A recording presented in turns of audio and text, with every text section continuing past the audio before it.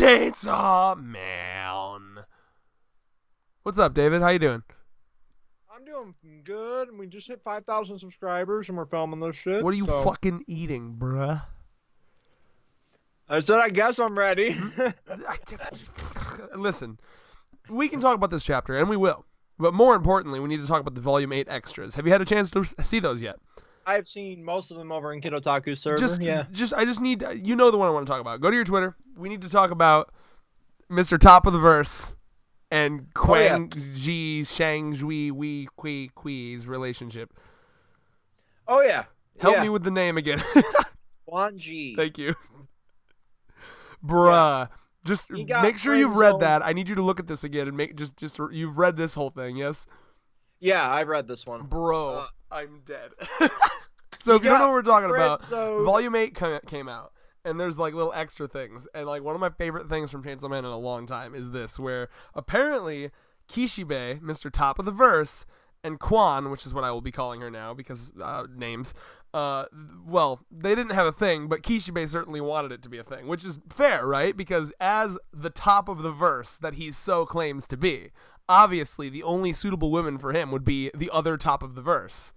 You know, sure. He's Mr. Top of the Verse. She's, if the entirety of humanity had a fist fight, she'd win. So, I mean, they're perfect for each other. Except for this little teensy detail that she's into pussy.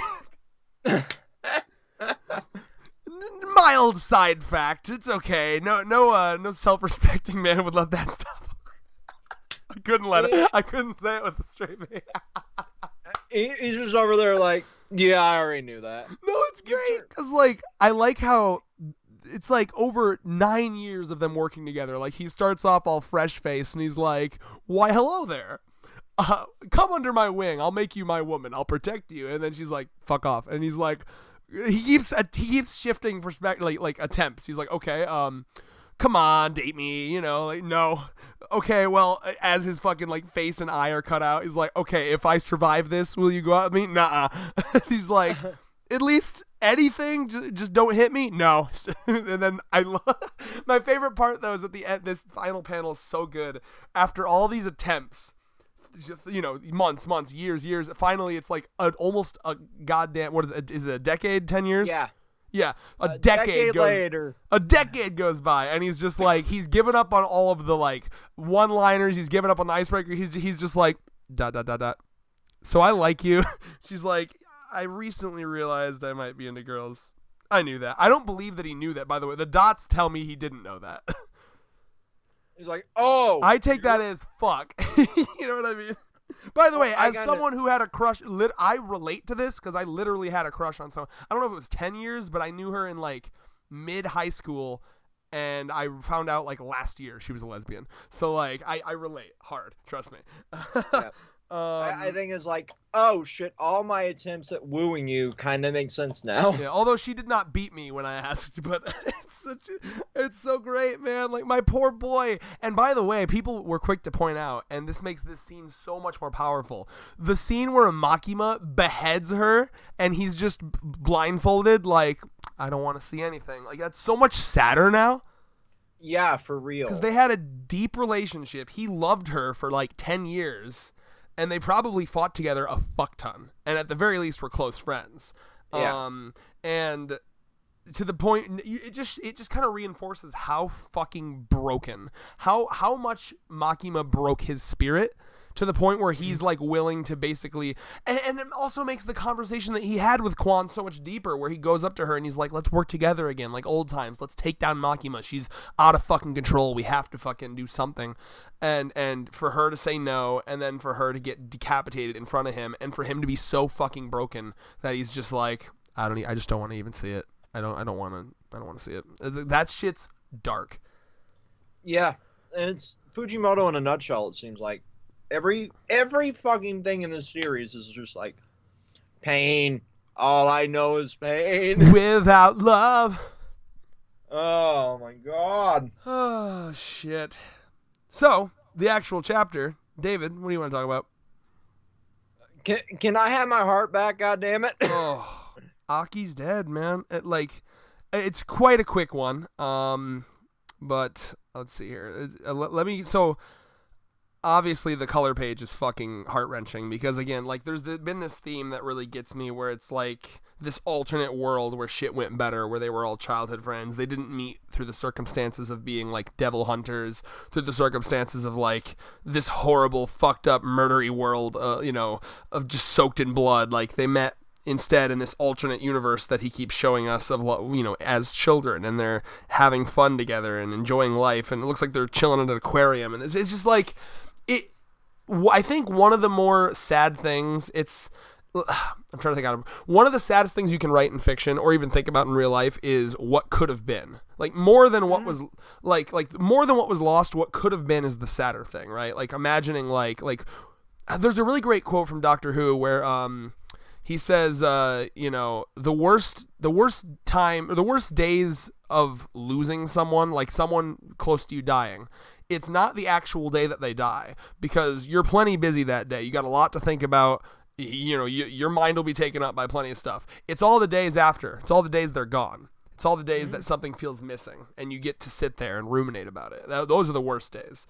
And like, when I look at these, scenes inside of Aki's headspace and these color pages, I just think of like the life they could have had if they met under different circumstances, if they never got involved in devil hunting, if Denji's fucking dad never saddled him with all this debt, if Aki's family never got fucked up by the Gun Devil, just so many things. And who even fucking still with Power, I need to reread, but like, again, like, I think Power was just like a body that was taken over by the Blood Devil, yeah? Yeah. So who even knows what Power's original personality was, like the actual body that is Power? Well, I mean, maybe it was somebody that was okay with being flat. Yeah, dude. Flat is justice. Are you kidding me? Goddamn right. Anyway, sorry, did you have something to say? I've kind of been taking charge here. No, like, when I first read this at my second break... let me lead something into this. You put on Twitter that this was chapter of the week, so fucking defend that claim. Tell me about how much you love it. So, what I love is the absolute despair that you can actually read through this. Denji begging Aki to come out so he doesn't have to fucking kill him. Rip my goddamn heart out. I think the part that really got me, like, genuinely emotional was where he's, he goes back into like the snowball world, or like Aki's headspace, as I've been calling it, and Denji's little kid form is crying, and he's like, I've never seen you cry before, not ever, and you could take that a lot of ways, right? Like, first thing I think of is that chapter, and I remember talking about this chapter. There's a chapter where Denji is like thinking to himself, like, he's kind of concerned about losing his emotions, losing his humanity, and he's like, would I be sad if Power died? Would I be sad if Makima died? Would I be sad if Aki died? And I remember at the time he said no to all of them. I know he said, I think to Makima he said he'd be sad for like a little bit and then get over it. But I'm pretty sure to Aki and Power he said, no, I wouldn't be sad at all. So not only does that show how much he's grown, and he's gotten over, at least to an extent, that he wasn't in as dark of a place as he was back then in terms of his emotions, right? Like, because back then he was going through that like I feel nothing phase, which is like arguably worse than sadness. When you feel numb to the world, it's like fucking pack it in, you're done, Oh, yeah, absolutely. And so this oh god, this scene of small Denji crying, it's just. And I've been reading more about like people's, like interpretations of these like snowball segments, and like, it was basically what I thought, but I like how a lot of people word it. Like, someone on Reddit worded it, this is how Aki's mind is coping with it all, right? Like, like I interpreted it more as like, oh, the Gun Devil put him in like this like illusion thing, but I like it better. I like what that person wrote. It's more tragic. Like, this is just Aki's mind coping with what he's seeing. He's like changing it to this, like, subconsciously. So I love that, like, Denji's emotions through all the screaming and yelling, it was able to get through in the form of like his visage crying, and it's just like really fucking heartbreaking. And going from and this scene here where he realizes, oh, okay, I'm done with I'm done with this snowball fight. It just makes your hands cold. And then you see like there's this scene where if you go to page 13, lower right hand corner, he kind of just seems to like snap out of something, right? And he's just looking around, and he's like, oh, right, I'd rather play catch with my brother, and then he's dead, right? So I took that, if we're really looking deeply into this, as him moving on to the afterlife to join his family. Yeah, that's kind of what I was thinking. And you can see the moment too. Like if you go to page 13, you can legitimately like see the moment where because obviously Denji hits him with a snowball and then he falls. And then he talks about his hands getting cold, which you could take as like the blood no longer, him losing his blood, he'd be getting cold. And then he's looking around, very like delirious looking, and then all of a sudden he sees his brother and he's like, oh right, I want to play catch, and then he's dead. So like there's just I love it, man. Like this is my kind of shit. Like I love analyzing like metaphorical like analogy shit. I don't even know what you'd call it, but like shit that, as much as I do love like your Hunter x Hunter style, everything's explained, there is something to be said about like indie film style, like this is my interpretation of the afterlife, this is my interpretation of the experience of death. It fucking got me, it really did. Oh yeah, absolutely. Now over on if you would cooperate, Viz app, that would be great. Yeah, mine was freezing too, actually. Just push refresh. I had to refresh it earlier. Yeah.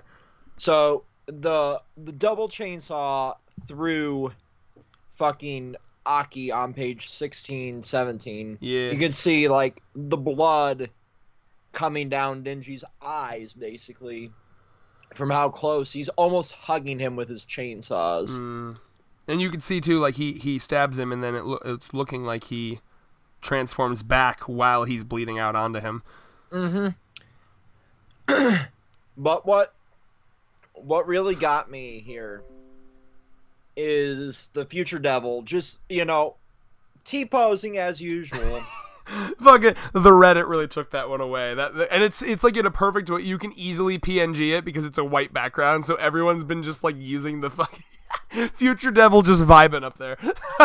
Yep. You died in the worst possible way. Not for you, for the chainsaw.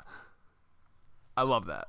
Yeah. Because he was just vibing in his fucking, like, inner world, having snowball catches, whoa, I just combined them. Snowball catch! Who needs a ball?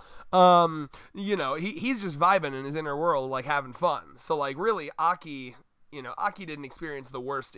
So I love that little twist. Like, oh, I meant the worst for your friends, for your loved ones, for the people around you. That's what I meant. Yeah, so... Because he never clarified, like, you would die in the most horrific way. He didn't clarify for who. Mm-hmm. ... Oh, so, and then that final fucking page where he's playing catch with his brother, man. Oh, my God. Yeah, that's just heart-wrenching. It's... I think one of the things that makes it so sad, too, is because of how this guy writes his story, there's no, like...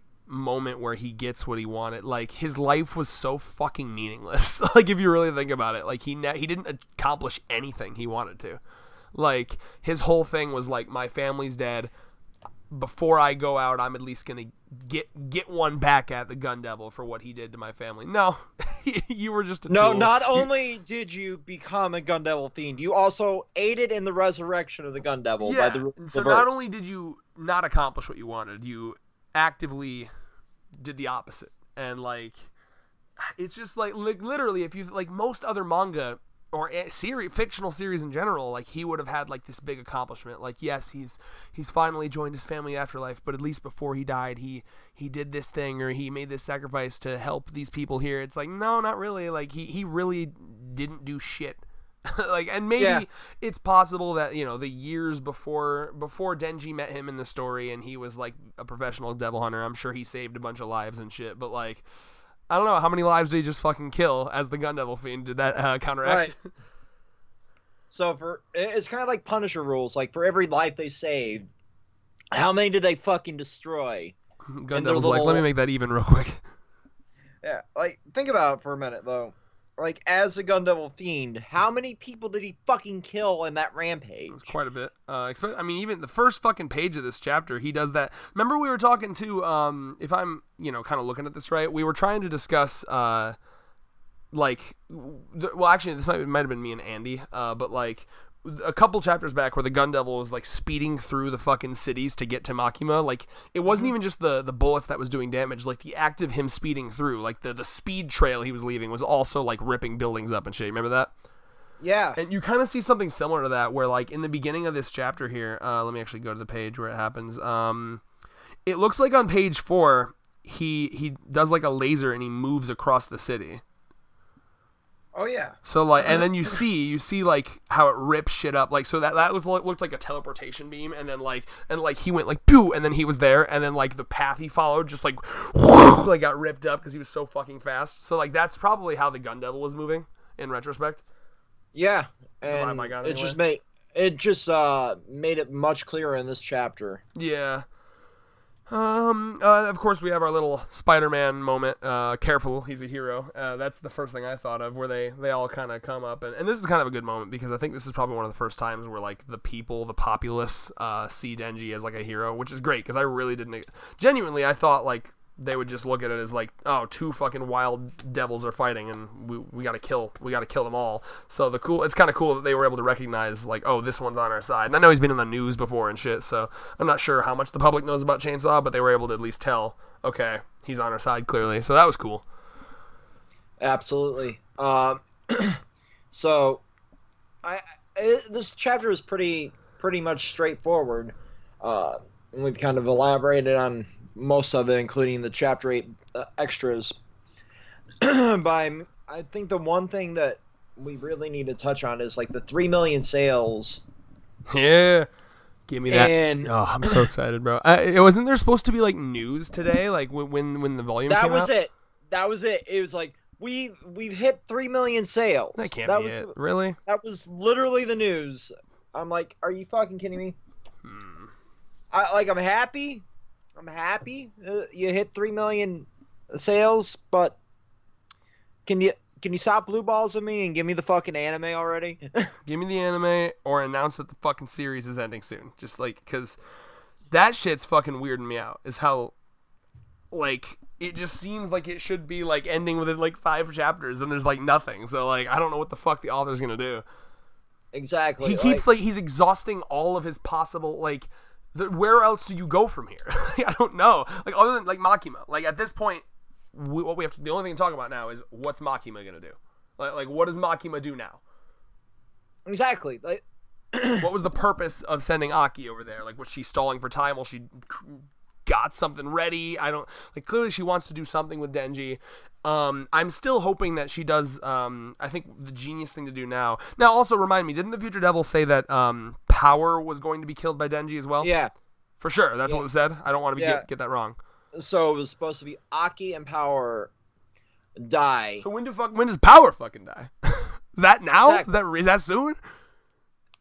Yeah, exactly. I don't know. See, I don't fucking know. I'm interested because I'm still thinking that like it just seems like a very Makima thing to do. I think now is the time for Makima to come in. If Makima, Aki's dead, if Power also dies, like literally like Denji's got no more friends other than fucking Makima. It'd be literally just be Makima, and then Makima could come in and do the classic like abuser manipulative like relationship thing and be like, oh, don't worry, I'm here for you after I've literally offed all of your other friends. You know what I mean? And I think that would be a fucking really bone-chilling thing to see, for Makima to just come in and like kind of do like it would remind me of one of my favorite scenes from Promised Neverland when essentially when what was her name, Isabel? Yeah. When Mama. When the Mama Isabel fucking like in one fell swoop, one motion, tackles Emma to the ground, breaks her fucking leg in half, and then hugs her and says, "Oh, it'll be okay." Like that's essentially like metaphorically what Makima's doing here. Like fucking killing your friends and then immediately like, rest your head on my bosom, dear. It's all okay, Denji. Let the power of tig old biddies make you feel better. And he's like, it does feel better. Yeah, but tits are temporary, but friendship is eternal, friends. Always remember that. Also, put that in the quote book, please. Thank you. Shadow. Oh, Jesus Christ. That's gonna be the lesson at the end of the final chapter. Denji will be like, the lesson I had to learn was that tits were tits were an illusion. Tits was a distraction. It was like the light bulb, and I was the fly, and I was like ting ting ting ting ting into the light bulb, but it was really never about tits, was it? It was Remember? about the friends we made along Yeah, the way. it wasn't about the tits. It was about the friends we made along the way. God damn it! Do you remember? Like chapter 5, like when this series? Remember before this series got really serious and dark and depressing? Remember like chapter 5 or 10 or whatever, where like there was that scene where Denji was just crouching in a fucking like room full of porn mags, and he's like, "Oh, I just wanted to see some tits, bro." Like, remember when that was what this series was? It was just a fun fucking meme, and now it's really depressing. This year, man, you should get yourself a series that can do both. It's fucking wild. So, Final thoughts, David. So, I got one question for you. Okay. If I'm a tit man, no, I'm an ass man, no, I'm a thigh man. I don't know. What's up? So, preference of body parts aside, like the joke. It changes every day, man. I don't know. I just wanted the way I want to die is not by the Rona. I want to die crushed to death between a pair of thighs. For some reason, I thought you were. Wait, what was the question though? Would you have an actual question? My actual question is like, there's been that rumor going around that we had 3 climaxes. I still don't know where that came from. That's the problem. I don't want to fucking like really read into that shit until I hear anything beyond rumor. Exactly. But would you, if that was legitimate, would you consider this one of the climaxes? Yeah, this would have to be one of them. I'm pretty sure because he made, if that statement was real, he made it before this one was over. So it would be Gun Devil Aki, Makima, and then one final thing, probably. So the thing that's been constantly going on in our comments, so this is me trying to stretch for time at this point, but the one that keeps coming up in our comment section, and you don't really have to stretch for time though. We're already at like 20 minutes, so don't like artificially do it if you don't feel like you need to. No, it's a good point. So the one that we keep seeing in our comments and everybody else's comments, because I've been doing a lot of like refreshes on some of the shit without having to read the series. So going back through like a bunch of reviews from other YouTubers, is like the Hell arc, like going back to Hell. What is this Bleach movie for? We don't talk about the Bleach movies. I mean, they were all right. I thought they were generally okay. Yeah, but they're not. I don't know. canon. I mean, maybe like if this was any other like mangaka who was known for like tying up loose ends, then maybe. But like, I feel like I hear Fujimoto's known for not tying up loose ends and just kind of like leaving a lot unknown. So like, yeah. I don't know. I mean, yeah, like there are the primordial devils that he could dive into if he wanted to, but it would feel a little weird because like general rule of storytelling is like things are more exciting and interesting when they are personally tied to the characters, right? So like, for example, if you introduce like one of the reasons, I'm trying to think of a good example. Like one of the reasons Dragon Ball Z kind of got old is because it was just like new villain who's powerful and big and bad and can destroy the whole universe, and it's like, okay, it's not really that exciting. But then you have an arc like, the election arc in Hunter x Hunter where like the stakes are literally just like, oh, well, if we don't do this, Gon might not survive from his coma. That's a lot more exciting because you're personally invested in the characters, right? So like the difference between like Makima, who we've been following for a long time, who Denji is very personally invested in, and like random primordial devil who is sure powerful, but like I don't think that'd be as exciting as like Makima. So I feel like it wouldn't really make sense to do Makima, which is the one we've been building up to forever, and then randomly cap off on... It doesn't make much sense. I feel like it'd be a lot more better and more powerful to end on Makima. So unless you have a thing where Makima, like, makes a pact with a fucking primordial devil or, like, combines with one or some shit like that. I can see, in that regard, 2 different scenarios happening. One being, like, Makima tells Denji ways to revive their dead friends by defeating a certain primordial devil, which would be really, really. Would that be like Makima's fucking master plan there? Like there's something like some primordial devil that she can't fuck with, or like she's not confident that she can beat herself, so she like tells Denji, help me beat this devil to get your friends back, but really it's for other reasons. Yeah, I could see that being a thing. I would be cool if she. I'd be cool with it if she took him down to like her fucking, sex dungeon, as you always say. But like any sort of dungeon that they have, and like shows like Rize fucking tied up, beaten and bloody. And like, oh yeah, by the way, we caught her. Is she a friend of yours? Yeah, that would be amazing. That Because the pure imagine a unbridled thing here. Oh, rage, sorry, go ahead and finish. the pure unbridled rage that Denji would show there Well, would be imagine a moment beautiful. where Power's dead, Aki's dead, and he thinks he has no friends other than Makima, and then like Rize comes in as like the last final person that could like push Denji away from Makima. That'd be cool. That would be. I don't know if he'll do that, but like I know Rize was a very popular character, and she's probably I think I could easily say she's my favorite character in the series. She's okay. Well, David's wrong. I know Kid Otaku agrees with me, so yeah. Meh. But yeah, that's where I could see it going. I kind of agree with our commenters. But yeah, I do agree with you as well. Like, just ending on Makima would be a better ending. Yeah, more powerful. It's been built up for so fucking long. Mm-hmm. For sure, for sure. Any final thoughts from you? I don't think so. I think we covered everything. I guess I just think next chapter is probably time to just check in on whatever the fuck, mostly what the fuck Power's doing and what the fuck Makima's doing. And, you know, because Powers should be still alive. She was just chilling last time we saw her, just vibing. And, so, like, I'll be curious, you know, like, I think Denji should probably meet back up with Power. I could see them having, like, an emotional hug or, like, a hug of trauma. And then Makima's probably going to show up and do some fucked up shit to endanger Power. That's the vibe I get. Yeah, for sure. Because clearly at this point, Makima's at a point where she wants literally everyone dead except for Denji, and Denji's going to be her little doggy.